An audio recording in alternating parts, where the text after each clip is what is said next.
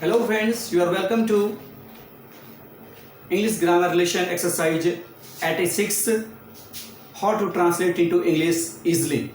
Myself Riyan Kumar Arya and you are watching my YouTube channel Oxford Gallery, Kahalgaon. In this video, we will translate all the sentences of exercise 86. Let's first remember what we already learned in our previous exercises videos.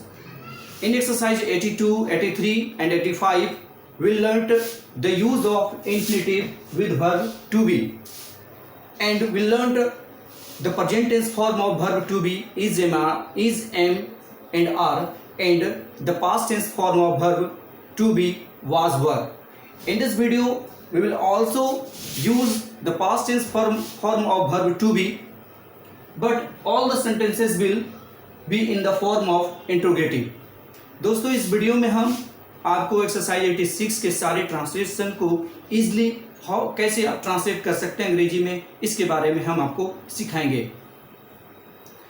इसके पहले जो कुछ videos हमने आपके लिए create किया है exercises से रिलेटेड, उसमें हमने इन्फिनेटिव का प्रयोग सिखाया है किसके साथ, वर्ब टू बी के साथ, जिसमें हमने वर्ब टू बी के present tense form is, am, are के बारे में बात किया था और वर्ब टू बी के past tense form was, were के बारे में बात किया था। इस वीडियो में भी हम वर्ब टू बी के पास्ट टेंस फॉर्म के बारे में ही बात करेंगे, लेकिन जितने भी सेंटेंसेस होंगे वो इंट्रोगेटिव स्ट्रक्चर में होंगे, इंट्रोगेटिव फॉर्म से होंगे। तो इंट्रोगेटिव सेंटेंसेस कैसे होते हैं? जब हम किसी हेल्पिंग वर्ब को वाक्य के शुरू में रखते हैं और उसके बाद वाक्य का सब्जेक्ट को रखते हैं, तब ऐसे सेंटेंसेस को इंट्रोगेटिव कहा जाता है। तो आप स्ट्रक्चर देख रहे हैं कि सबसे पहले वाज, इसके बाद वर्ब का प्रयोग किया गया, इसके बाद सब्जेक्ट और फिर इन्फिनेटिव और अंत में कंप्लीमेंट, और सबसे अंत में आप क्वेश्चन मार्क लगाना नहीं भूलें, क्योंकि ये इंट्रोगेटिव सेंटेंस को आइडेंटिफाई करता है। एक्सरसाइजेस के जो सेंटेंसेस वो काफी इजी हैं। You can translate all the sentences by the help of this structure. आप इस स्ट्रक्चर की मदद से सभी वाक्यों को इजीली आप इंग्लिश में ट्रांसलेट कर सकते हैं। फिर भी मैं सभी जितने भी सेंटेंसेस है इस एक्सरसाइजेस के मैंने ऑलरेडी सबको ट्रांसलेट इंग्लिश में कर दिया है, और आप इसे मैं 1 to 1 आपको पढ़कर सुनाता हूं। आप इसे ध्यानपूर्वक सुनेंगे, और अगर आपने इसे बना लिया है जो कि ऑक्सफोर्ड करेंट इंग्लिश ट्रांसलेशन की बुक से है, तो प्लीज आप इसे मैच कर लें और मिलान कर लें, और जहां भी अशुद्धियां हो जाए उसको आप करेक्शन करें और समझने की कोशिश करें कि हमारे यहाँ पे गलतियां क्या हुई है, क्यों हुई और कारण क्या था इसका। चलिए तो शुरू करते हैं 86 को। पहला है, क्या आप पढ़ने को थे? Were you to read? Use of past tense form of verb to be, was, were with infinitive. तो इन्फिनेटिव क्या है? To read. क्या आप शादी करने को थे? Were you to marry? क्या सीता गाने को थी? Were Rita to sing? क्या रीता काम करने को थी? Were Rita to work? Next है, क्या वह खेलने को था? Was he to play? ध्यान रखना है वाज और वर के प्रयोग में क्या डिफरेंसेस है। वाज सिंगुलर ऑक्सिलरी वर्ब है और वर प्लूरल ऑक्सिलरी वर्ब है। वाज का प्रयोग फर्स्ट पर्सन सिंगुलर नंबर और थर्ड पर्सन सिंगुलर नंबर के साथ किया जाता है, जबकि वर का प्रयोग first person plural number, second person और थर्ड पर्सन प्लूरल नंबर के साथ किया जाता है। अगले सेंटेंस को देखते हैं,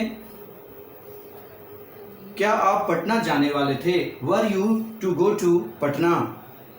क्या वह आने को था? Was he to come? क्या शिक्षक पढ़ाने को थे?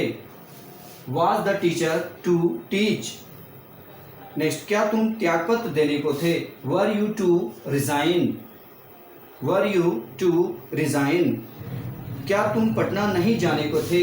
Were you not to go to Patna? अब ये पहला सेंटेंस है जो इंट्रोगेटिव के साथ नेगेटिव भी जुड़ा हुआ है। नेगेटिव दैट मीन्स नोट का प्रयोग करके हम वाक्य को नेगेटिव बना लेते हैं, जिसे हम नेगेटिव इंट्रोगेटिव सेंटेंस कहेंगे।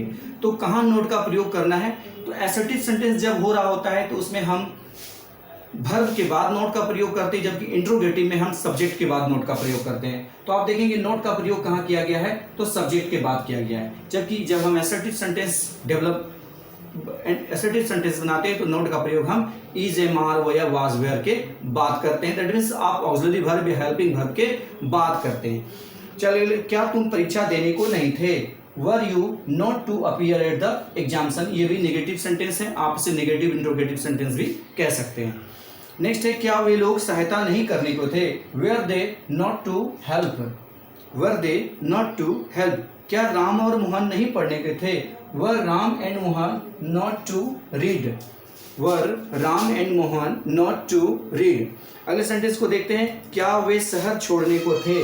वर was he to leave the town, leave मतलब छोड़ना होता है, लिव LEAV लिव, इसका प्रोनाउंसिएशन लिव और एक और लिव होता है जिसका अर्थ होता है रहना। दोनों का प्रोनाउंसिएशन एक जैसा है लेकिन दोनों के मीनिंग अलग अलग होते हैं। LEAV लिव मतलब छोड़ना और LIV लिव मतलब रहना होता है, दोनों ही वर्ब हैं।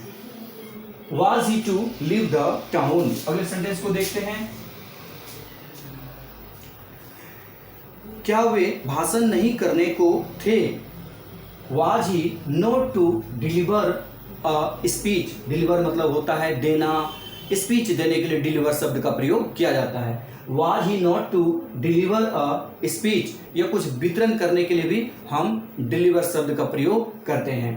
अगले सेंटेंस को देखते हैं, क्या तुम नहीं जाने को थे? Were you not to go, were you not to go, क्या लता पूजा करने वाली थी? Was Lata to worship, worship का अभिप्राय होता है पूजा करना, यह वर्ब है और यहाँ पे ये इन्फिनिटिव के रूप में वाक्य में प्रयुक्त हुए हैं।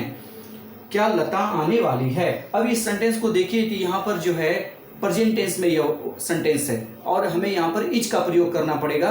अभी तक जितने सेंटेंसेस थे वो सभी नेगेटिव इंट्रोगेटिव या इंट्रोगेटिव थे, लेकिन वो सभी पास्ट टेंस में थे। ये कुछ सेंटेंसेस जो इसमें मिक्स्ड कर दिया गया है कंफ्यूजन के लिए, ताकि बच्चे गलतियां करें, और ये प्रेजेंट टेंस में इज लता टू कम। इसी प्रकार अगला सेंटेंस भी है, क्या तुम गाने वाले हो? Are you to Singh.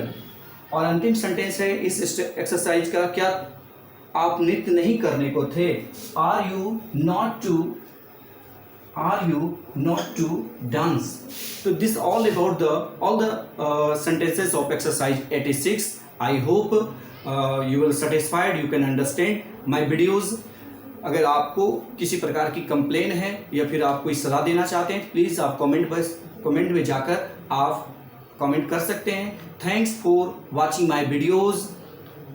Bye and see you once again in next video.